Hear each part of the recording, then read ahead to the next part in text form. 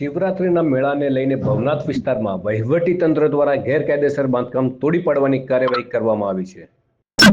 સુદર્શન તળાવની આસપાસ ગેરકાયદેસર રીતે કબજામાં લેવાયેલ વિસ્તારો પર બુલડોઝરનો ઉપયોગ કરવામાં આવ્યો. મહાશિવરાત્રિના ધાર્મિક મેળાને ધ્યાનમાં રાખીને કાર્યવાહી કરવામાં આવી હતી. વહીવટીતંત્રે સાધુ શિવગીરી દ્વારા કરવામાં આવેલ ગેરકાયદેસર બાંધકામ પણ તોડી પાડ્યું.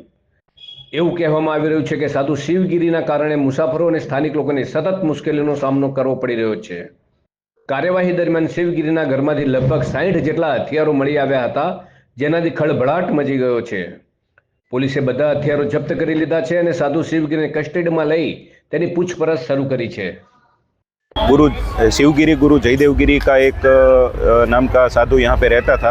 लोगों की फरियाद थी कि वो यहाँ जो टूरिस्ट आते हैं उनको मारता है, उनके हाथ पैर तोड़ देता है और वो बहुत भयजनक है और उनको इस विस्तार में लोगों को उनसे त्रास है।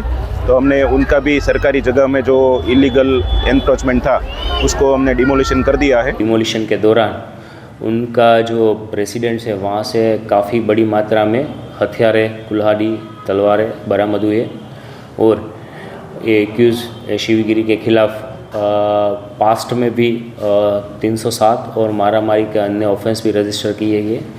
उनको भूतकाल में भी भवनाथ और जूनागढ़ डिस्ट्रिक्ट से तड़ीपार किया गया था।